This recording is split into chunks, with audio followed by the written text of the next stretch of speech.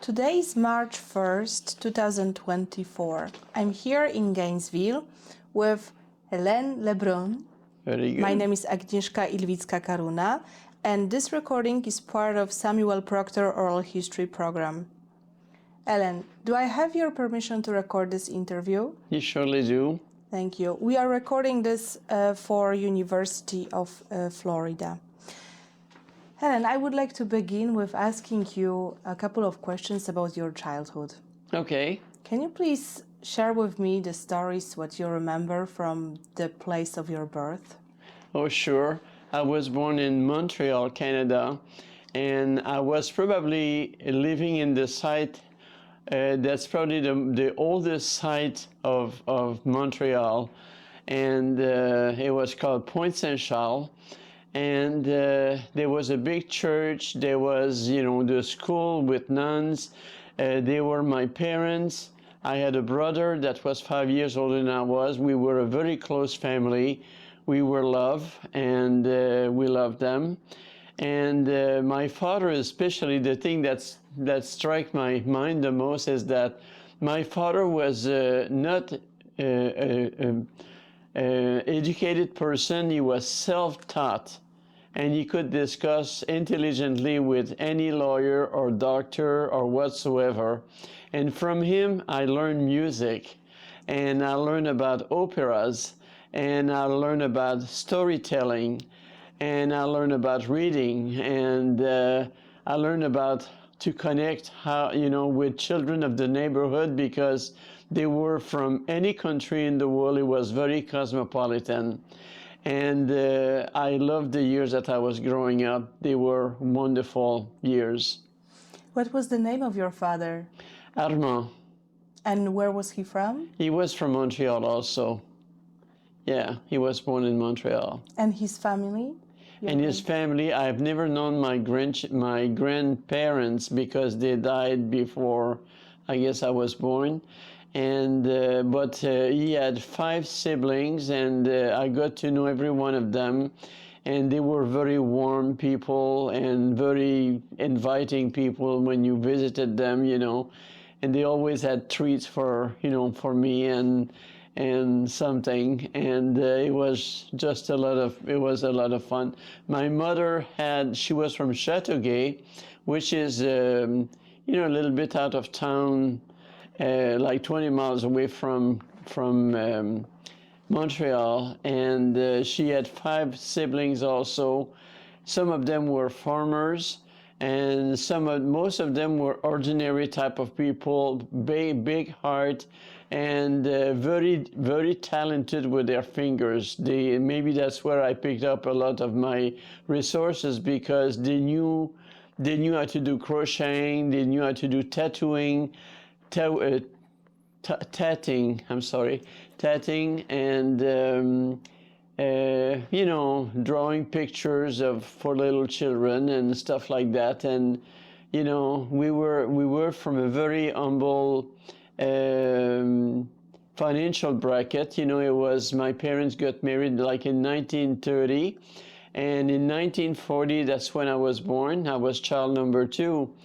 And so that means that my parents, when I look back as a grown-up person, my parents, were married right before World War II, when it was the crisis of the economy back then, And so when I came along, things were getting better. But 1940, the war were starting in Europe. And I remember that because communications are not what they are today, of course, just like any other country in the world, we did not really know a lot about what was going on in Germany. And so the comments about Jews in general, probably had to do with the way that people look at other nationalities, And so that was quite interesting, but it always puzzled me.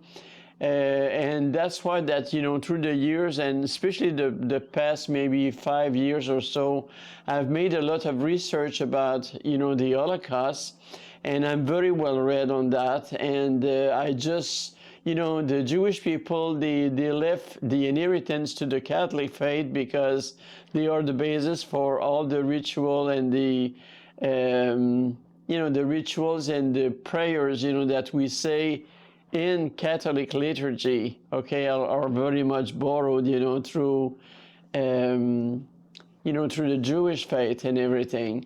And of course, I love Jewish people a lot, you know, and so I'm always kind of like looking if I found somebody that is from, you know, anywhere in the Middle East countries or the European countries, I'm always attracted to them because they have a story to tell. And so it's kind of like a beautiful experience most of the time. What was your mother's name? Germaine. And what memories from your early My childhood mother, you have? she was a wonderful mother, and she was hands-on on things. So Saturday morning was baking day, and we had a very small house. We did not own our house. It was a kind of like an apartment type thing, you know, which was common in Montreal. And but it smelled, the whole house smelled so good. And she was creative, you know, in the way that she was baking stuff and decorating cookies or cakes or whatsoever. And my bedroom was right next to the kitchen, so I could smell what about she was going to be baking, you know. And we had fun, you know. My mother had, because I'm a Roman Catholic, my mother had a special affection to the Blessed Mother. And I want you to know that when I was a child, very young, my parents, we had Cardinal Paul-Émile Léger in Montreal. He was the cardinal at the time. And he was a person type of person. And he started to have the rosary for families every night. Well, we did the rosary every single night before we did anything else. And my father decorated me a little shrine, you know, with the Blessed Mother and the flowers and the lamp, you know, the little candle and stuff like that. So I knew how to pay attention a lot, you know, to prayers and spirituality, because at my house it was a common thing. It was not something that we had to do. We just did it, you know. And so my relationship with my mother was very good. She always was the one that would, I mean, my father also, but my mom would encourage me for thoughts, you know, like, okay, at first I wanted to be a teacher, and I tried the curriculum, and it did not work. I realized that I was not built for having children 24 hours a day. And so I chose to be a nurse, you know, and that was the perfect thing, because it's a profession where you are giving of yourself and you're more aware of others than yourself. And also, one of the things that I'd like to mention is that I had the very privilege of being taught by nuns of different congregations from the first grade till after nursing. And that was pretty major in my life, because it taught me later on how to make like medical decisions about life and death, okay? How to be able to feel what the person is telling you, you know. So that's probably why that I chose to be a psychiatric nurse, because when you're a psych nurse, your best quality is to be a very good listener. So, you know, all that. But to come back to my mother, she was a very sweet person and very loving. And she would take me to the market, sitting in the wagon, you know, because I was little. And she would make me meet her friends, and some of them were elderly person.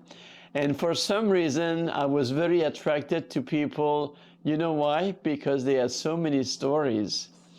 And that was my thing, you know. I said, oh my God, isn't that neat, you know? So through my life, I probably got along better with people that were older than me because of what they knew, you know, and what they experience in life. And that's what life is all about, you know. So anyway, so I had a very good, I remember my years of growing up with both of my parents were a good experience, you know, a loving experience. And anyway, I learned how to sew also because I became, as not as you know, I can say, but I became a liturgical banner maker, and I did many cycles of liturgical banners for different churches. I probably made, I'm guessing, about maybe 100 banners, and they're all over the United States. I mean, they were, you know, in different places, like in Ohio. I made the first banner that not the first banner that I made, but one of them was Kateri Tekakwitha, which was the first American saint, you know, that was became a saint in the United States. And so I made a beautiful picture portrait of the whole body. And what was interesting about that particular banner is that you have to be very respectful when you make artwork to keep the colors, because in this instant it has a lot of meaning, and how they are dressed. You know, by example, if an Indian has a you know, method thing, you know. Anyway, it's because they're single, you know, and then the color is blue is because they love the Blessed Mother, and that was her cape. And I learned how to love nature a lot with my mom. She would take us to L'Île Sainte-Hélène, and which was, you know, maybe about an hour. Everybody traveled in those days. That was the fun of being a kid living in Montreal. All of your traveling was done with the tram, you know, and buses, and so you had an experience of talking with people, giving up your seat, so you learn manners, you know, and you saw the whole city costing you 15 cents for the cost of the, you know, of buying the ticket. And plus, you know, you got to know your relative that live in a faraway area than you were. And it really makes you very, you know, eager to know who they are, because you don't see them very often, you know. So my mother also took me to the library when I was little. And the library was probably about 4 or 5 miles away. And so, you know, typical parent, they were afraid to let you go by yourself. And so it didn't take me long. By the time I was 8 or 9, she would feel safe that I was okay, because I was instructed not to speak to strangers and follow anybody in particular, you know. So I've learned about books, you know, and I could spend the entire day at the library reading Tintin, you know, and Baba, and all of those. And I like, even at that time, I did like the story about, historical story, like about how us Canadian, how did we came about. And so, like in Nova Scotia, with the deportation of the Acadian, by example, it's a different life because they live in the maritime, you know, and they have a different accent than we do, but they have our history. And all along, we've always had problem, you know, with the English people. And it takes a long time to kind of like try to see the good that they have, and they do have some good stuff. And you also learn to be forgiving, and that's probably the hardest part, of course, you know. But, you know, that's why that my faith, I guess, was very important to me, because I've learned those things. And my father would say, you better swallow that one very hard, because you have, sometimes they just don't know any better, and they have the power, they feel great, but that's not what life is about, you know. Mm-hmm. What was your church growing up? My church was wonderful. It was my parish, Saint Charles, was actually a pretty big sized parish. The church was probably a Gothic church, probably the size almost of a cathedral. It was a big church, had beautiful friar. And my church is where I made my first communion and my confirmation.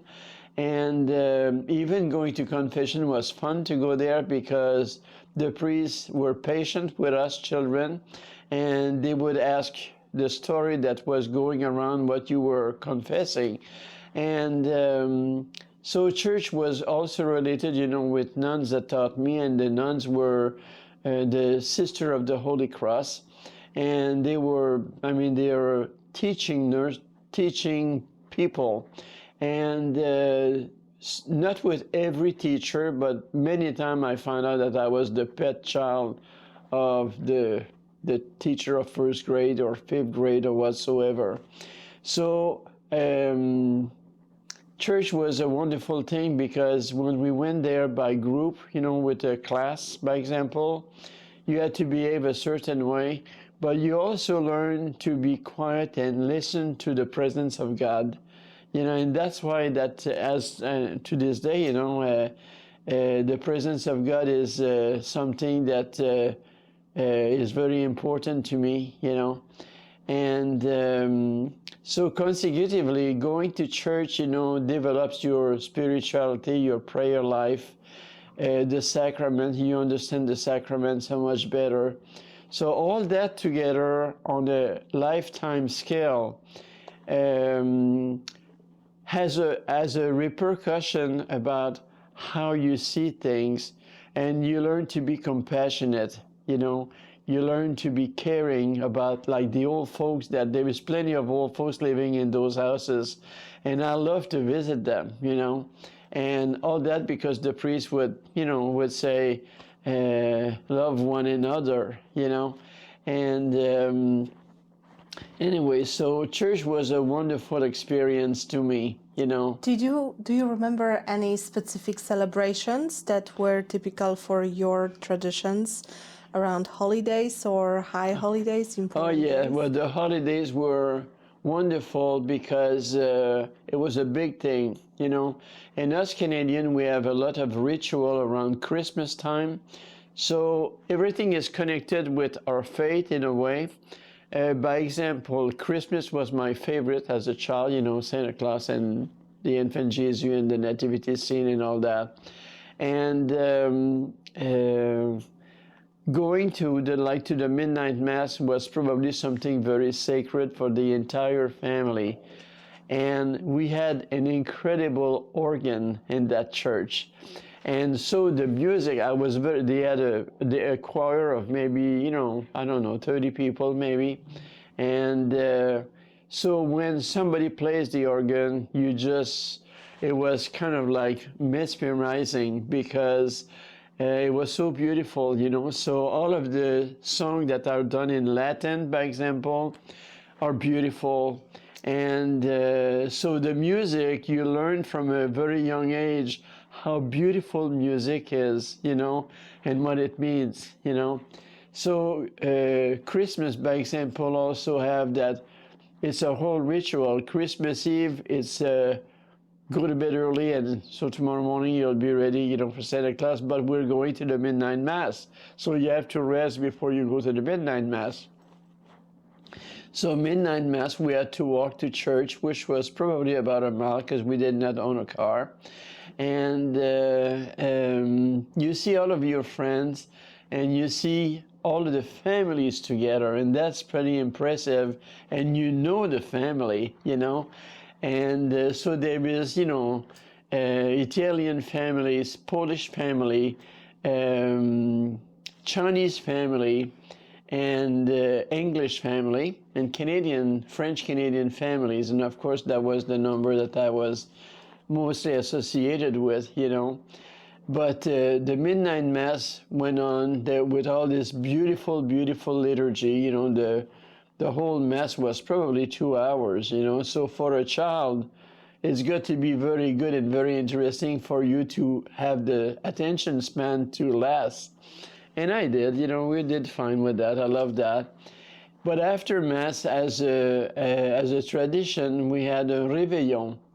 And so your parents cook, like a French onion soup, and we have wine, and we have, dessert like apple pie, homemade apple pie, all that, and then you open present, and Christmas drags till maybe about 5 a.m., and but everybody is happy, and we were a small family. I only had a brother, and my brother was a wonderful person, and he was 5 years older than I was, and he had a beautiful, beautiful personality, and he worked, but at the same time, he became a professional violinist in a Philharmonic Orchestra in Montreal. So music, do you understand, was part of my life way back, and I never had the opportunity to really learn the piano or an instrument. Money was not as really available. And but I've always loved music, and I've always there is some friends of mine, like, it's really funny. We live on the first floor, and across the street there was the building that had 3 stories, and my best friend learned the piano, and to me it was so beautiful. I would sit and listen to her playing and practicing and hearing the comments of her mom about making mistake, and it was just a lot of fun, watching those type of things. But anyway, so the tradition of Christmas were really beautiful, and simple. And then we visited family, either on my father's side or my mother's side. And some of them were out of town, some of them were local, but they were all very nice, warm people, just like, like the family was. So Christmas was probably one of the most important,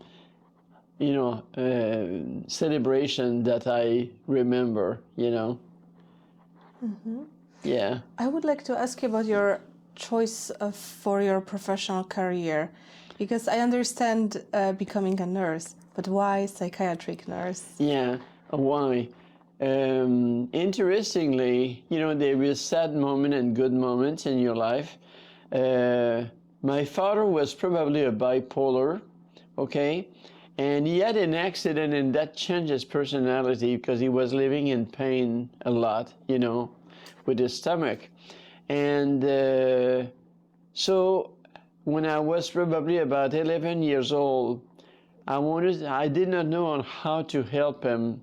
I would listen, we were close, so I would listen to him a lot and everything, but I was always looking for that answer on how can I help cure him, or help him, period.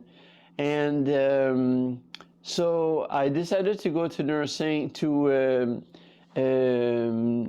Notre Dame Hospital, which is one of the probably most prestigious French hospital in Montreal. And it was like it was probably the size of Shands, when Shands, like when I met Shands, in the 60s. But it was even bigger than that. It was like blocks of, we had like 1,500 patients at the time in 1960. So that was a big hospital. And it was very, various. They had the best surgeon, the best neurosurgeon. And interestingly, at that time, there was one of the things, of course, as a woman that you notice is that very few people were female to enter the nursing program or the medical profession. In this big hospital, when I was a student nurse, there was 2 female. One was a resident in neurosurgery, and the other one was was going to be a thoracic surgeon. End of story. No other female were daring, for one thing. And it was not only because the cost was, it was not just because, it was because of the political atmosphere, at the time. And I'm sure that it was existing probably all over the world. So I decided, to do my basic nursing training of 3 years. I am what do they usually call us? Um, anyway, I had a 3-year program, and which is a different thing than the 2 years or the 4 years. Where, to me, it was the very best interpretation of, because you had 4 hours of study and classes, and the rest of the time you were assigned to a ward, so now you don't see that anymore, ward, and they are fun to work with, because you can have a male ward and a female ward, and you have those big tank of oxygen that are going on, and there was everything. I did love, to become a basic nurse, but I always was attracted, to what people had to say about their illness, and how did they feel about it, what are they going to do about it, and all that. And anyway, so I graduated, from Notre Dame, which was with the University of Montreal. And I work, medical surge. Everybody that's intelligent enough, work for medical surge for 1 year, so that this way you're a well-rounded nurse. And after that, I decided, for that reason, that my father was, he was a loving person and everything, but he had his ups and downs. So I decided to go in psychiatric nursing, and that was very interesting. And it had its good side and it had its bad side. Like, by example, electroshocks. I've never get, I've never get, to accept that in a way, because I thought it was kind of like very barbaric, to see somebody jumping off his bed, it's really something. But my father did had apparently, some electroshock, and I was not a nurse. I mean, I was not a psychiatric nurse licensed at that time. I was still a student, but I saw everything that there is to see about the different treatment that you see, including psychotherapy and, all of those different versions of type of care to help people, and so that was very interesting. And I did love, I was a part of, at that time, the University of Montreal was doing a pre-baccalaureate nursing, and I was in that program. There was only 12 of us in the program, and I loved it, and then that's when I decided to become a psych nurse, really. And anyway, I all of the experience, the human experience, like, of course, that's where you learn to speak less and listen more, so that's an art in psychiatric nursing. All the good psych nurses, they have the ability to keep more quiet, asking intelligent questions to the person, but at the same time, you learn to listen, and when there is some pause of silence, you deal with it, and you don't feel kind of like push, to come up with another question. You give them some breathing time, So psych nursing was wonderful. I learned to do group dynamics, and I was pretty good at that. And so when you had group dynamics, you had maybe 10, 12 people in the group, and,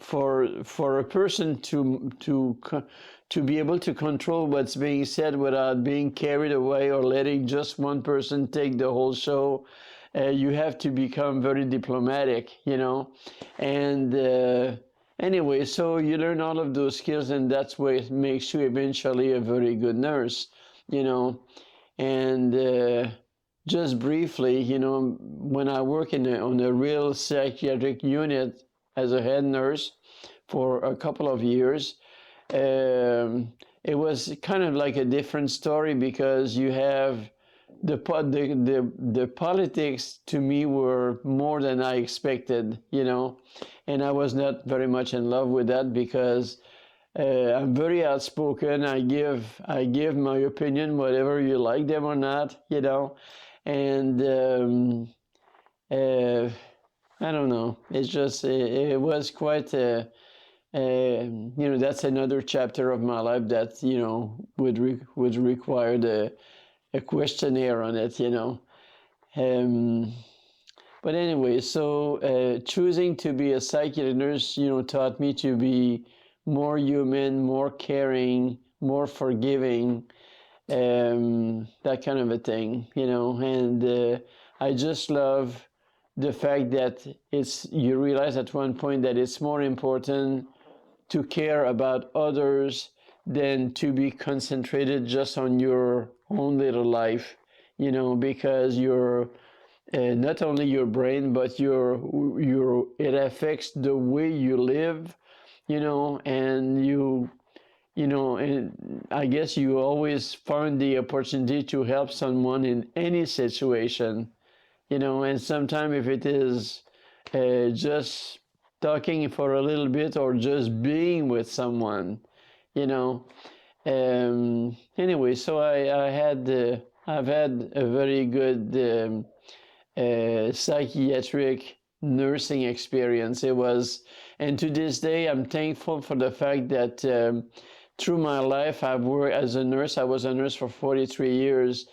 I've worked in just about everything, every kind of trade of nursing that you can work in. So I'm one of probably the rare one, that can say, oh, I work in thoracic surgery, oh, I work in geriatric, I work in pediatrics, I work in, I give birth to baby, or I work postpartum or whatsoever, work orthopedics, So you have all of those incredible knowledge of skills. But all that brings you down to the fact that when you encounter anybody in your life, you've heard about it. You kind of like have something to fall on. It rings a bell to whatever the problem that they're discussing with you, and you can help them because you kind of have a sense of maybe I can help that person because I remember what I learned from another similar experience. Anyway, so yes, I love that, and that probably would be a complete different type of chapter, that I could talk about. And even though, interestingly, like when I moved from Montreal to the south, it was a complete something that was unknown to me. This segregation problem, was brand new. I've never really given a thought about it, and I was saying to myself, what is wrong with those people? Why can they not love one another and not, mistreat those black people? And so my very first 2 years when I was working at Leclerc General, there was rooms for blacks, there was room for whites, there was bathroom for the staff that were for colored people, male and white, male and female. That's the way it was, that was like in the late 60s, because I started working there probably in 60, I don't know, maybe 67, something like that, and anyway, it was just an eye-opening to me, and I, sometimes you because you're not familiar with that type of problem, sometimes you say the right thing and sometimes you don't say the right thing, and you learn about what you said was you could have been a bit more tactful, But my experience of all that, would be a chapter of its own. And, such as the way, by example, that people visit their patient at the hospital. Most likely, like if it was a room, when it got integrated, you had a black woman and a white woman. The white woman would have no more than two, sorry, the white person would have 2 visitors. The black person would have 15 visitors, interestingly. And so as a nurse, you had to learn to be pretty diplomatic to get them to get out of there, you know. And I don't know, it always worked out for me, you know, to make them understand that the other person needed a little bit more privacy, you know.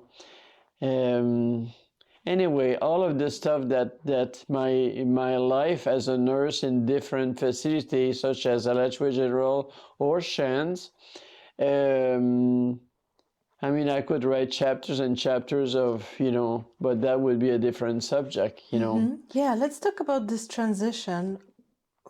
Like, why did you decide to go from Canada to United States? Oh, that was a very kind of a practical reason. My husband's cousin was called to the mandatory military, and so he was having a business of building apartment. He didn't want to give his business to just anybody because he didn't want to be ripped off. So he asked my husband, hey, how would you like to come and manage my business while I'm gone? And so, you know, both being in our middle 20s, you know, we said, oh, great opportunity, you know, to never really travel, you know, at that time. And so we moved there, and I was not bilingual. It took me 3 months to learn English because English is a very business language and it's easy to learn, you know. The grammar is not as complicated as the French grammar, and I had a bunch of fun learning English because you make so many. The more mistake you do, the better it is because you learn to do it correctly after a while, you know. Anyway, so we moved for a practical reason, and 2 years after, when this particular cousin came back from the military, we said, here's the key, and we love this country, and we're staying. And so I already had, you know, started, like, I could tell you a story about my first interview, you know, with the director of nursing. It was absolutely so funny. You want to hear about that a little bit? Anyway, Alachua General at the time was a small hospital, you know, 1966 or 67. And so here I am, you know, presenting myself to get a job. And barely speaking, I had to watch your lips, and I had to, when you asked me a question, I had to translate. Then I had to, in French, and then I had to think in English and spit it back out and hoping it's the right thing, you know. And so the interview went kind of, and it went, I was speaking fair at the time. And the funny thing that happened is that this particular nurse, I could tell she liked me. And the appointment lasted for an hour and a half. And I was telling myself, why in the world does it take so long? You know, so I asked the nurse, and I says, does every interview that you do last for an hour and a half? And she says, you have such a lovely accent. I could not resist. And so, you know, I said, oh God, here we go, you know. So anyway, that was my interview, and I got the job, you know, and that's when I started, you know, working there for 30 years, you know, and it was nice because it was small, so you knew all the surgeons, all the doctors, and you knew what they like and what they don't like, and you knew everybody on the staff, and you knew basically the whole staff hospital. You knew where they work, and it was just a beautiful community hospital, and my experiences there were wonderful. Had all my 4 children there, and anyway, it was just a beautiful experience, you know. It was just beautiful. What was the most challenging for you in your professional career here in Gainesville? Against the politics. I never, because I don't know, when I listen to what the upper echelon says sometime about what you should do and how you should think, that didn't ring a bell to me very well, you know. And I prefer to, you know, I will have the nerve to ask questions or to pass comments that they will not definitely like, you know. So that was, I think that the different trend of thinking, okay, as a Catholic nurse, I am still a very good Catholic. So I view things in a different way than maybe other people, which is not bad. Different, not bad. And so all of the issues of you know, like favoritism, uh, racial concern, okay. By example, you know, I was listening that to this morning on the radio, and they were saying, you know, this is Black History Week. And I always thought to myself, and I still think like that, why don't they have a program that says White History Week? You know, I says that we were, you know, this whole history thing goes back, you know, to where there was a lot of white people, you know, and sometime I cannot say precisely, but sometime in my career, I feel that the people that were in minority were the white people. And that happened several times in my life, you know, where I would say, you know, if this is a black person asking or acting a certain way about a patient, you know, why is it that, what makes the difference between that she's accepted more than not only myself, but other white people, because we think differently in a way? I don't know. That was my feeling.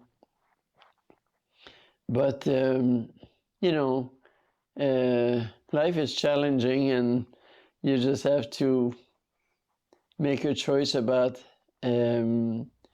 what's acceptable and what's not, and you know. Did you feel the challenge of being immigrant? No, never did. I felt accepted when I came here, and I loved the people. They were very warm toward me and my husband, and I've never felt like an immigrant ever, you know.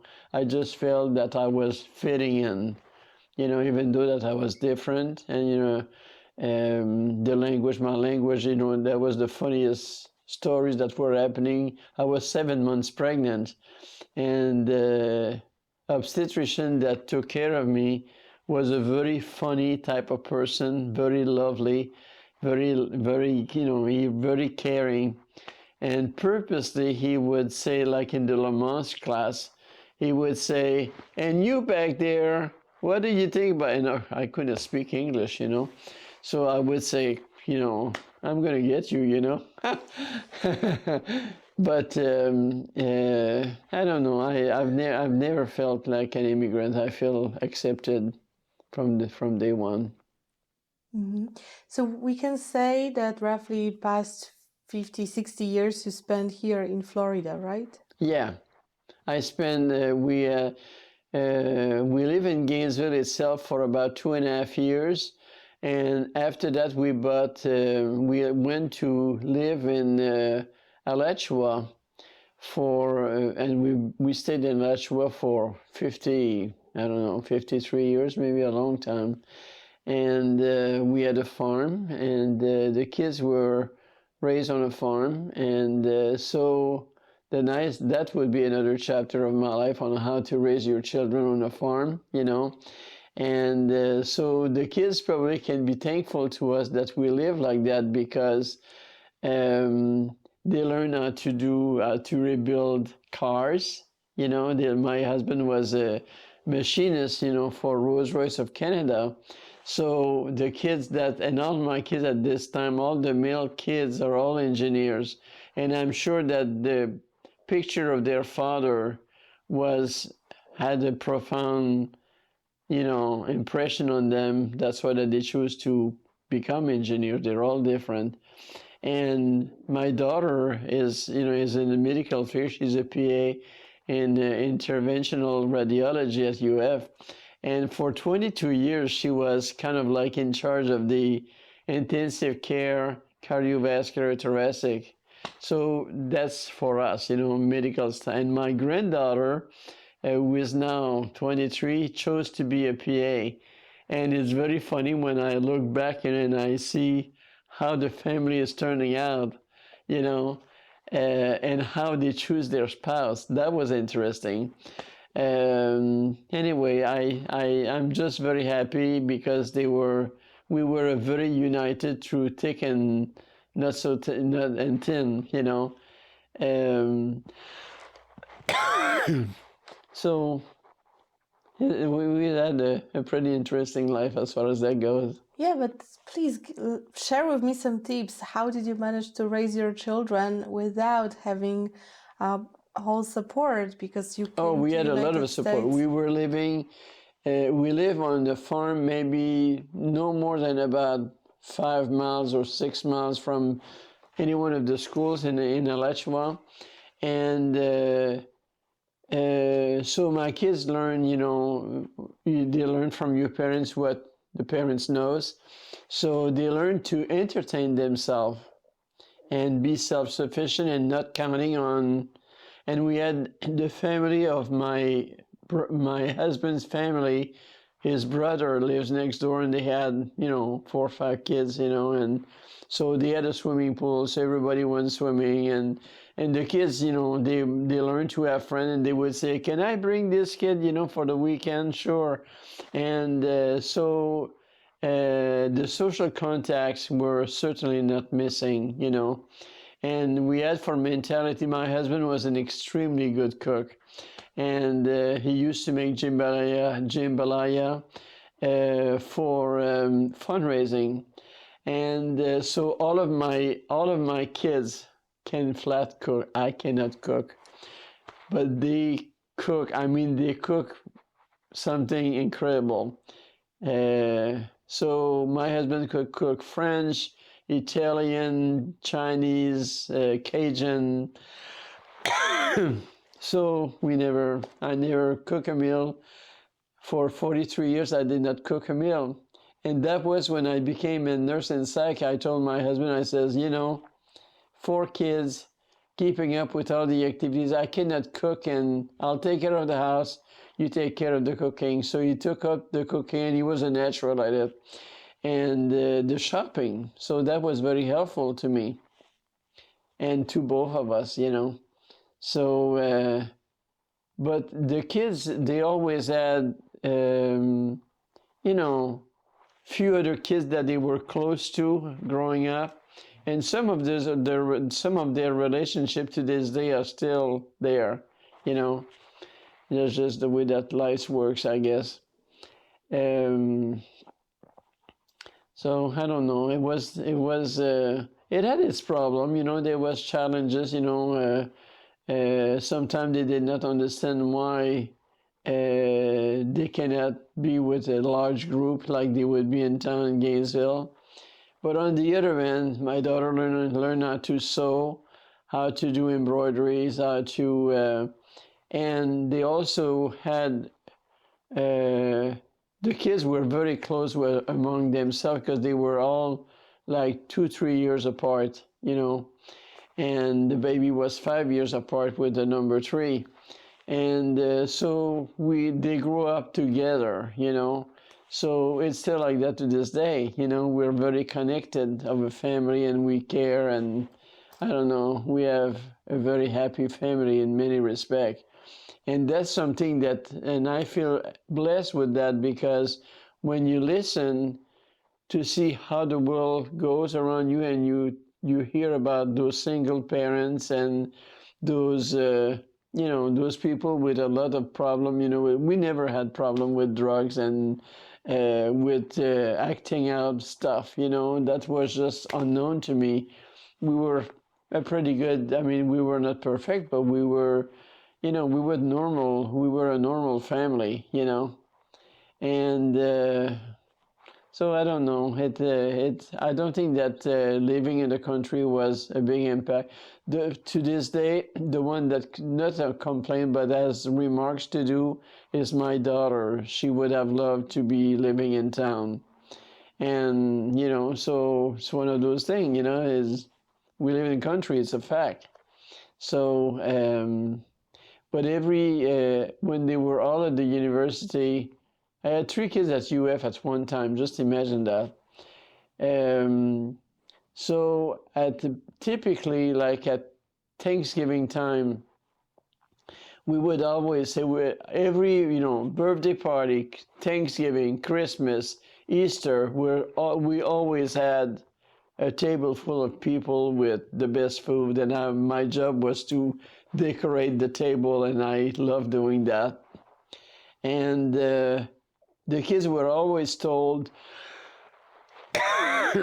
if you have a friend that does not go away for Thanksgiving, if you want to invite them, fine.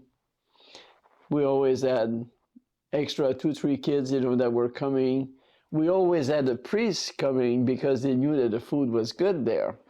So that was interesting. But through all the pastors, by example, that we've had, we went to the Church of St. Madeleine in High Spring, and we were friends basically with every one of them because my husband was very skilled and very knowledgeable in maintenance management, of all kind, air conditioning and everything. And that's when I became a batter maker, because one of the priests came at my house and they say, wow, you can do all that? I said, yeah. And he says, you're working for me. So I said, oh, okay. And the first banners that I made were not as elaborate as what I can do now or that I did when I was doing, but I always, it taught me so many things. The banner making was just a joy in my life. It was just as important as my nursing career, And interestingly, I'll tell you something that was kind of sweet to me. Many times, not depending on what people are from or why they're coming to the hospital for, sometimes to change their mind, you start a conversation about the weather maybe, and you end up talking about your spot of interest. And many times if somebody was kind of like down, or I would find a way of getting some most beautiful smile talking about angels and angel making. And if you allow me to talk about that, that has been probably something that was as important than work, okay? I always tell myself I live in the company of angels, And when my daughter was getting married in 1995, there was a problem with the sanctuary at St. Augustine Church. There was no decor, and it was a beautiful Gothic church, but a lot of decoration. And Monica says, Mother, all the photographers don't like to come here because they don't have a focal point. Well, I says, well, let me think about that. And I said, how about if we make some angels, for one on each side, so it'll look pretty. So the whole process went to thinking about angel day and night, and drawing them. And that was just I found so much joy in doing that. The 4 angels they all have a reason to be there. One was a sitting angel, music. Sitting angel playing the harp, Renaissance type of clothing, a lot of jewelry, and beautiful faces of serenity, And this particular angel, there was a crucifix you know, on the middle of the altar, the middle of the wall, you know, by the altar. And this angel had, you could see, I had done it where he could have his gaze on the face of the risen of the crucifix. The next one was and then I named them after each one of the women of the family. So, and one of them was my best friend. Anyway, the second one was an angel of peace, and it was a floating, beautiful angel with, you know, kind of like, she was really peaceful angel. And Monica drew that face. That's the only one I could not figure out on how to do it. And she, you know, here she was probably she was in her 20s, you know, but she was already a very good artist. And she did that face on that particular angel, and it was priceless. It was beautiful. And then the next angel was an angel of joy. And it had a little bit of an oriental type of look, you know, but all of them have type. I had to draw all of them at first before I could start thinking about how I'm going to do that or what kind of fabric am I going to use. Because this way, when you draw the whole 4 angels that were going to be there, if you don't interrupt by the making of them, then you can have a continuity of thoughts on the theme. And so this was an angel of joy, and then the next one was an angel of praise, and was also playing a harp, and that was beautiful. And it was the favorite one, in fact, of Father Gillespie for some reason. And when I draw those things, and I had to go show them to the priest, they were, you know, 7 foot tall by the size of a door, basically. And I told myself, well, you know, if I bring all those crazy drawings on paper, my papers are going to get destroyed with people touching them and manipulating that. So you know what I did? I put them on Pellon. And that was perfect because I don't care how many people touch it, it would never have a problem. And one of the joy that happened to that, and when I brought that to the priest, he went and they had a big conference table with a 7-8 foot tall long, you know. And I put the angel there, and this guy went, and I thought it was the funniest thing, you know. He says, and he was a basket case, you know. He says, let me go get so and so and so and so. They have to see this. And I was kind of laughing, you know, because I never thought, why would he get so excited, you know? And so they all came, and they all loved what I did. And and after that, I had to start doing them. And I was pretty well organized in my system of doing them, and it basically was a combination of quilting and beautiful, I know fabric very well, so a beautiful combination of fabric and a lot of type of jewelry that would accent certain thing, you know.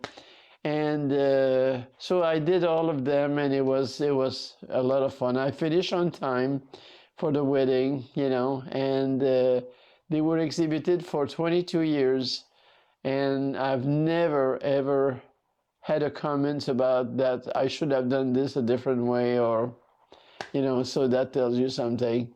Anyway, but they were a joy, and St. Augustine Church is very talented, you know, with his members. And by example, you know, we had Nancy Carroll, who is a doctorate in music and a composer, and Mako Retarios, you know, and all that. And we had a choir that was, you know, I don't know, 30 people. And then at Easter time or Christmas time, she would invite a real musician, you know, like one that plays the cello or the violin or the flute or something. And the nice part to relate with the angel, here you're listening to the concert and appreciating the music, but then you look at the angels and you can hear them. I could hear the part of the the harp. I could hear the joy that they were, because angels are present to you all the time. God gives them to us, and that was, I think that I chose the subject of angel because even though that it's always mentioned in the liturgy, very rarely do they speak about angels in homilies or anything like that, It's always, so I just says, well, it's about time that we have angel to look at, So I chose angel, and it was just a real joy, like my patients, I would tell them, you have some time. Maybe in those days we had more time than what it is today or something. But I only if I could tell that this person would appreciate hearing that, I would talk about it. Otherwise, I would not. And I always got their faces. It's worth it $1 million to just see how people react, and and it's wonderful. That's where they can feel through angel the presence of God, and it's a wonderful thing. When did you become interested in angels? Oh, all my life. All my life, but I never did anything about it because, like, when I was a kid, my father, we had a book of illustrated drawings, like about the Bible by Doré. And so I read that. I was looking at those pictures when I was probably 5, 6 years old, And I just always thought that there was something fascinating about it, And I don't know. I just, through my life, I believe in, guardian angel. And when you say your prayers at night, my parents had a little something to say about the angel, that helps you going to sleep. And I don't know. Angels were, to this day, it's very funny. My angel did not have a particular name for a long time. And you know what I choose for his name? It's not even a Catholic name. I call him Cuckoo-Pilly. And by all means, it's not Catholic, but who knows, you don't have to be Catholic, to love angels and relate with them, So I talk to Cuckoo-Pilly every day, and it is very true, that they are always there by your side, And lately I had the privilege of finding a collection of books that was written by, her name was Lorna Byrne, and she is on YouTube sometimes still, but she is a mystic from Ireland on angel. Apparently she was I'm not going to go into the story there, but this woman was, when she was born, she always thought she talked to angel the way that I talk to you, And anyway, it's a very super interesting. She really teaches you, that through angels, how we get so present to the presence of God, and that's probably the most important thing. And one of the things also that, like by example, this is just a personal comment, but when you're very little, you say, your parents used to tell me at least, they would say, the most important thing in your life, is God and the presence of God in your life. And, you live properly according to your commandment and your faith and all that. And your purpose is that one day, regardless on how long you're going to be here on this earth, at some point you're going to be going to heaven. Okay? So to be going to heaven, you have to be prepared. You just don't guess, that, okay, you die and that must be it, But there is so much more to it, And I don't know, it was, to this day I always say, I'm reading a book, in fact, right now that's called I Can't Wait to Go to Heaven.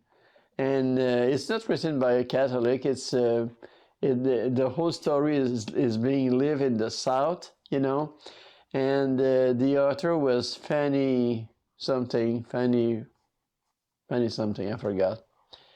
And anyway, but the one thing that's fascinating, in my lifetime since time changed, like to me, the most beautiful years of my life, as as the people you live with, the century and the decade that you live in were the 60s. They had good music of all kind. It was after the war, literature got expanded and all that. And people got very busy, they got new job, there was more professional people, all that. But the purpose is still that in your life, at the end of your life, you're going to heaven. So you cannot live your life without ever thinking about conversing with God, because if you don't converse, how in the world does he know you? So to this day I do that, but I'm always amazed to see that in 2024, prayers are not allowed, to be in public school. All of those things that we know, that happen while religion is it's not banned, but it's not recommended, type of thing. And something is wrong with that picture, And interestingly, like I go to mass twice a week, one is a weekday and one is a Sunday. Sunday, the church is not packed, but I would say that it's got 80% of the pews are being occupied. So I think it's very good. They have 5 or 6 mass, and it's like that for every mass, so that's good. But in your milieu of work or the milieu where you live, okay, I feel like spirituality is not important to people at all. I feel that they have certain belief and ideas, of maybe how things should be, but I don't know. They don't seem to, as as trying to solve your own issues. They don't think that, hey, if you just sit down and talk with God about this problem, you will have a much more insight than if you talk with another human being, because that other human being is going to be, is going to have his own. If he is your CEO or if he is your boss, he's going to think in his line of, structure. But when you talk to, by example, to a priest or somebody who has some faith, not necessarily the Catholic faith, but that he's a Christian, a good Christian, then the story, the values, the spiritual value changes, And I'm kind of disappointed, to see that it's not important anymore for people to say, oh, the whole family, we're going to a service today, or we're going to mass. It doesn't happen very often anymore. The people who attend mass are the exception, and I'm sure that is the same thing in other denominations as well. So anyway, life is interesting. But I think that you need to remain focused, and I think that faith is probably your more solid thing, because it has to do with how important it is to you or your community. But it's always more important that you think of others and than to think about yourself, because when you help others in any capacities, you just don't realize how much it helps you. you know, and you do something good, because I think that at the end of our life, God is going to say, okay, so what did you do with your time on earth? So you can say whatever you live in your life, but if you really have not, if you travel, if you, do all of those things that where God is not present to you, then what are you going to answer? I don't know. Anyway, those are just my thoughts, I guess my philosophy of life, and I don't think that it's ever changed from when I was a kid. We were raised that way. We were raised to pray as a family. And I don't know, faith was always something that was the most important. Even in the 60s, I was born in 1940, and life was not easy because we were not rich. We were not poor. We were not rich, and but we do understand, like, the nice part about living like in a big neighborhood parish like that with different nationality is that you get to know absolutely every family on the street or on the many streets around you, and the way that they think. It used to be somewhat like in my neighborhood, most people were French Catholics or English Catholics, but of different nationality. And they were. I just love to visit people of any kind, because when you enter their house, which is usually 7 or 8 kids in a 3-bedroom apartment type of thing, but you feel this warmth and you feel this connection between the people. And this is not something that you feel nowadays. I don't know why the world came to be sometimes not so meaningful. I don't know. But I think you choose to do that. You choose to be happy, or you choose to be connected, Anyway, I am very happy that I'm very happy about my life, and of all the problems that you face, I think that if you always, instead of going to human connection, if you remain with just the presence of God, you have so much better answer. At least I do.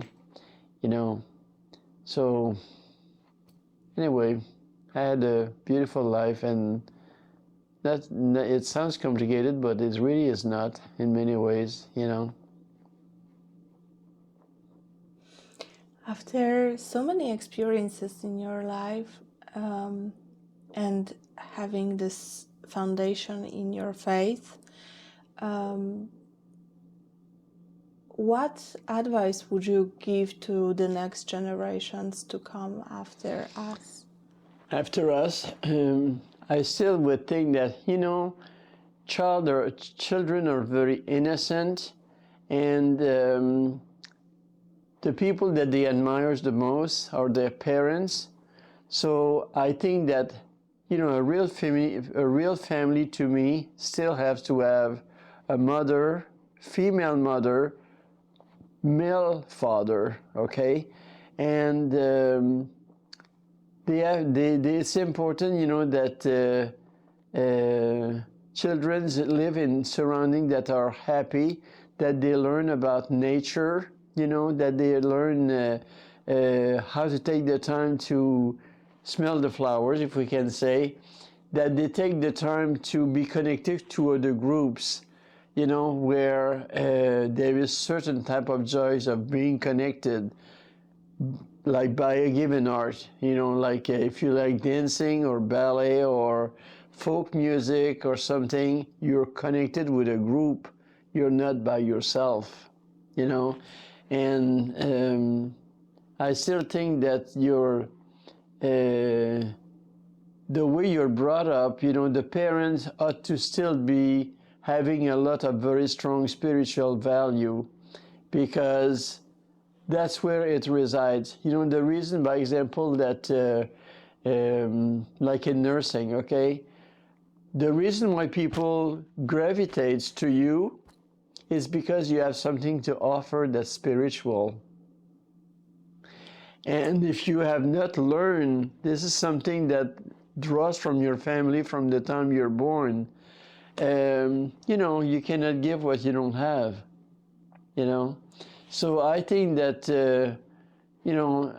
I feel very fortunate that in my own family I have 4 children. They all go, not necessarily to go to a Catholic church, but they all practice their faith in action, okay? And that's how you learn, just be connected with a family and learning early what joy is like about, and it's not only about material things,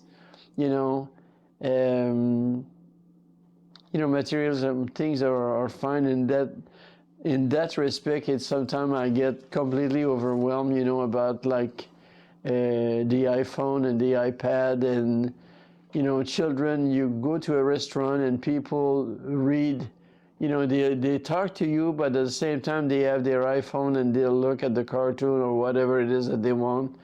And this world, the world that we live in right now, is so different and disconnected, and it worries me, because it seems to me like the average person does not really know what they're doing in this world. They just exist, and they have fun, of course. They go to things that they like to do, and but the basics are the basics, and I think that everything is connected, with your faith. Mm-hmm. So I don't know. I would recommend, that take the time to, you don't have to say words to know that God is present to you, or that He cares about you, because at some point, like if you go to a service of some kind or a mass, somebody is going to say, some of the priests or some of the preacher, they will all say, God is good. But if you don't ever hear that, then you become that, you like your iPad more than, and spend time with that than you like to spend time sitting in nature, by example, and watching the ducks and listening to the birds and all that, And I don't know. I think that you have to stay connected, to Mother Earth, but you need to have your values straight about your own personal spirituality. Mm-hmm. Thank you for sharing this. I have one more question to you about your current life today. We are today at the village in Gainesville, which is a retired community. I love it, yeah. Yeah, so how do you feel having entering this particular part of your life here now? Yeah, well, I'm 83 years old, and when I decided to come here, it was because it was 2.5 years ago. I'm very, very happy to live here. I think that is the most balanced, senior living that you can find. There is a lot of social activity to do. There is a lot of private time. There is places to take walk. There is place to go by the lake and just, watch the ducks and all that good stuff. And I don't know. You can be as social as you want, but you can also be as private as you want. And you have to find the balance. Most, I cannot say most people, but a lot of people, they have to have people around them all the time. They have to be entertained. I'm not that type, you know. I can entertain myself very well, and I can spend, you know, I try to avoid going like to the meals where there is 100 people around you, and, you know, I just like privacy maybe, you know, and there's a freedom here in, you know, attending mass or not. The facility is very thoughtful to the fact that no matter what faith you are, but they take people in a bus to go to your favorite place, favorite church, and that's wonderful. And the quality of people that lives here, and I'm not saying that everybody is not a professional, but everybody has a certain kind of like mentality, um, you know, of getting involved with other people around them, and you know, you can help. You have an occasion here of helping so many people. The first year that I was here, I was feeling good, and I did a support group for because I had experience in group dynamics, but I did a support group, you know, for people who lose their spouse, and the group was like 8 people maybe, you know. So I enjoy doing that because it does help people, you know, and I wrote a book about it, kind of a guideline type of book, and reflections in it, and I wrote it in the way that it can bring some question to their own mind about how they can help themselves and how they can be not centered on themselves all the time. Because it always reflects that when you are with a lot of other people, at least, if you help them, you have so many opportunity here, you know. Just sometimes a smile to somebody who is a loner and they don't really blend in, and you see them, you give them a smile, or you just see something simple, ask about their health or if they have any problem, and it opens all kind of doors, you know. I think that your health here, from any standpoint, is wonderful. You know, it's very good, you know, and I love being here. You know, I can play. I guess I'm not the type that will be all. I cannot be with a lot of people all the time, but I figured that I like to play my flute, my Native American flute. That brings me a lot of, comfort of being here. I don't ever feel alone, and I don't know. I enjoy living here a lot. Thank you. Deborah, is there anything else that you would like to ask for? No, or about? I'm hoping that we can stop this part of the interview. Mm-hmm. We can talk about maybe one of your drawings, mm-hmm. if you want. Yeah. Or we could do it. Yeah. Okay. Okay. Yeah. Thank you so much for this part of the interview. It was our honor and pleasure. And of course, behind of the camera is Deborah Hendricks. Thank you. We got it. So what will you play? You want me to play? Mm-hmm. Yeah. Okay. It won't be a theme of. I'll just put some notes. The beauty of the Native American flute is because it's made of wood, most likely cedar. Okay, and you can, most of the time they ask you to play from the heart. You know, I've learned how to read music, the normal music, and I've learned to translate from myself, you know, how to translate music from the normal stuff into the Native American, you know, and it's quite something. But anyway, the sound of those things this is not a good decor because it does not have any height. Now, if you want me to play for you sometime, if we ever have an interview on that, we can sit downstairs. because the sound is tremendous. This is okay, and that's all.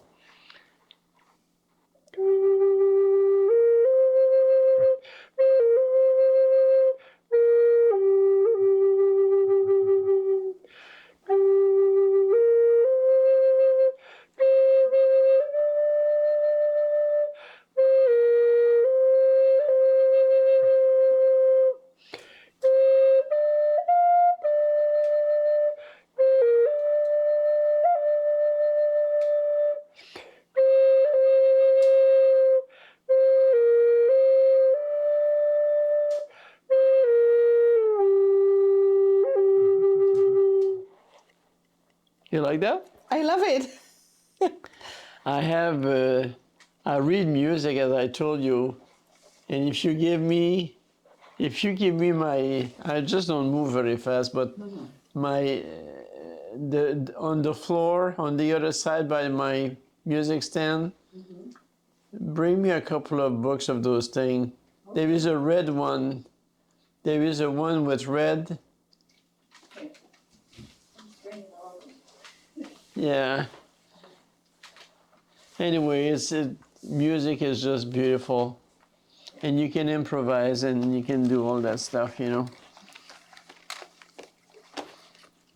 My very favorite musician is this guy. I consider him my teacher, you know. His name is Johnny Lifford, and he's quite extraordinary. He's an educator. Oh. Now, this particular book of music is because this author, Scott August, not only does he do the Nakai tablature reading of music, he also has numbers associated with the, if you play a flute that's got 6 holes or 5 holes or 4 holes, if you, by example, I can show you, see the music is written with the staff music, you know, the normal way of reading music, and it's got numbers on them. It's faster to read number than by example, having to read, this is a tablature, where it shows the 6 holes, and when all the holes are closed, that's the note it produces. And if you're, you know, you have to know how to do it, of course, but anyway, this is how the music is written. And one of my very favorite songs that I've learned a long time ago is, where is it? Turquoise Twilight. And it's very pretty. Let me see if it's going to work like that.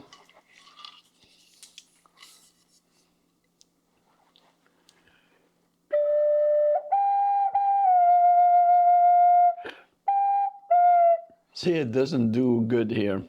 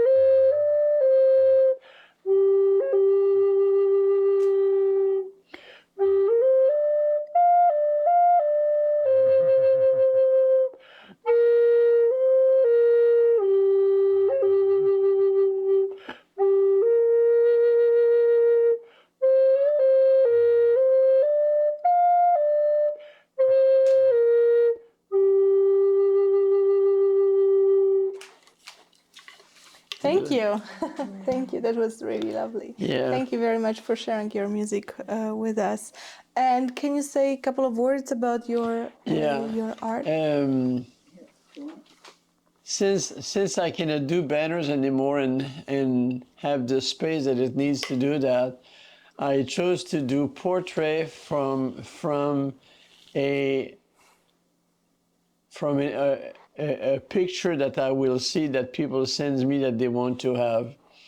So I developed my own way of doing that, and it's a drawing and it's not a drawing, you know, but it's a drawing for the fact that you have the most important thing in doing that is that you have to be able to pay a lot of attention to shading and expression, you know, that kind of a thing.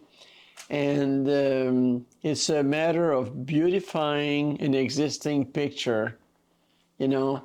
So I'm having a great time. People give you, at least I try to get them, you know, to give me a decent copy of a picture. And sometimes it's good and sometimes it's not so good. So sometimes I have to improvise a lot of stuff, you know.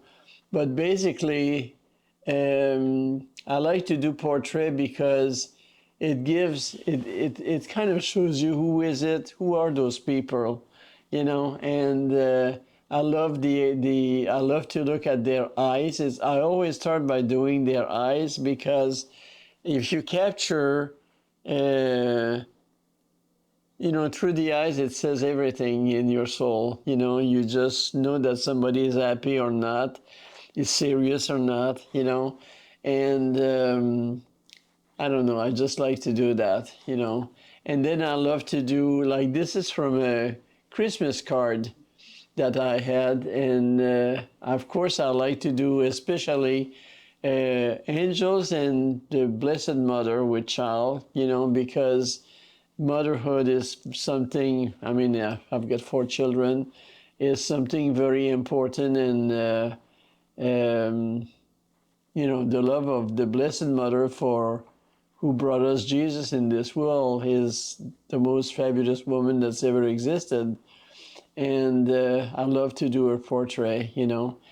And so I just pick, you know, sometimes I like to do animals also as well, like dogs, because I favor dogs especially.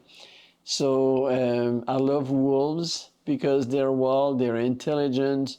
You know, they live as a pack that they live in a community, you know. And so I specifically have a love, you know, for wolves. So any kind of subject really is fine with me, you know. I don't especially care for buildings, by example, but it's okay. But, you know, portrait of people, you'll be amazed, but sometimes, you know, and you're going to laugh at me probably, but when people die, the family always like to have, quote, a good picture of that person, right? Many times you'll be amazed that they don't have that. And so you say, about if you find me a picture of you, you know, like maybe even 10 years ago, if you feel like you're looking too old right now. And they say, okay, or most of the time they'll say, can you do us when we were married? Like, by example, when people are 45, 50 years old, you know, they have a couple of children, they've lived life, they look different in a way, they've matured in their face, and it's always the memory, like at 50 years old, the people, like your children, knew what you looked like as a couple when they were 6, 7 years old or whatever. And when they are older, you know, like when you're 80 years old and you say, you know, I really would like to have a memory of me and my husband when we got married. And or you say, oh, that's a picture of when somebody was when we had our 50th wedding anniversary. And those people are now 80 years old, but the picture is when they were 50 years old, you know. So the whole family remembers, they still look like themselves now, you know, but they don't have as many wrinkles and all that good stuff. But once you do that for a couple that, you know, sometimes they just have a snapshot, but it's got to be a snapshot where I can see the features so I can give expression to those people, you know. People are so appreciative, you know, they say, oh, I would like to have a picture of all of my children with their spouse. And they have snapshots, and it's got all kind of burden around the picture. And you have to clean it up, you know, that's why I use a black background. I love to do it. So this is done with old pencil, okay? And the background is done with a pen, you know? And it's so much fun to work on that. And even though that, you know, it's a copy of a picture, you have to do I have to do my job, you know, and use my pencil to know on how to do my shading so that I will have a result like that. Because just copying the picture does not have the result. That's why people love them, because it looks real, you know. And in my book, you know, like this is to me would be like a 3-dimension type of thing, which when you look at a photograph, you don't necessarily have that, you know. And then, of course, the black and white is something very classy and very, it's always beautiful. Everything in black and white is always beautiful, you know. So I love to do that. But I love to do people and, you know, old picture, new picture, wedding picture. Those of my children were all, you know, maybe after 20 years of marriage, you know. They're all about the same age, you know.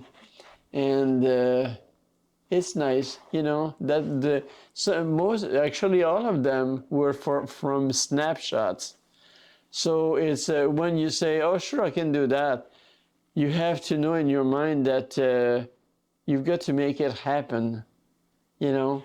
And it is also a time where, you know, I like to work in there because outside is full nature, and I see deer sometime, and I see birds, and I see water and a fountain, and it's peaceful, you know. And that's what I like. You feel like I can feel like I live in my own little world there, you know. So I love to live this place. See, I have an angel there. That was a statue of an angel that was in Florence, Italy, in a park, you know, or in one of the piazza, you know. And if you want to visit, go in my room and look on the wall there. There is a picture of my husband. That was one of the first ones that I did. And then I have a self picture. Go look at them. They are beautiful. If you ever want to have a picture of me, you know, that's the one I'm going to give you. Okay, well, pleasure. Thank you so much for this interview. We will take pictures of your art if you give us permission Sure. to do it. And did you take a picture with my flute? Yes, of course. And on behalf of Samuel Proctor Oral History Program at University of Florida, we would like to thank you for you're very welcome. Sharing your story with us today. So that's okay that it was not a historical story. That's a husband. That's my husband. And then I've done, this is Mary Magdalene and Jesus in color. And then that's my angel. That's your angel. I'll get that. This is Monica and I. That's a good one. I don't know what I would do without her. And then I've done this one. This is beautiful. This is from a stained glass window. It's all done in color. And Mary Magdalene. That's one of my favorites. You need to be right in front of it. And then I've got, I told you that I like wolves and dogs. Yeah. Let me show you. Those are really good too. See?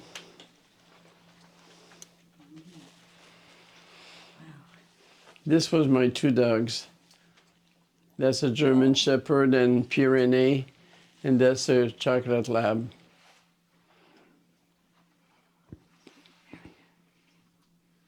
And then look at my wolf.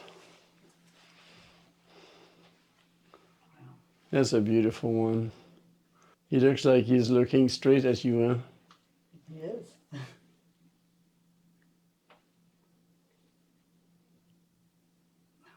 And then I've done this angel. Since we're talking about angel, I've done that one in color. With the flute. With a flute. That's probably why that I picked it.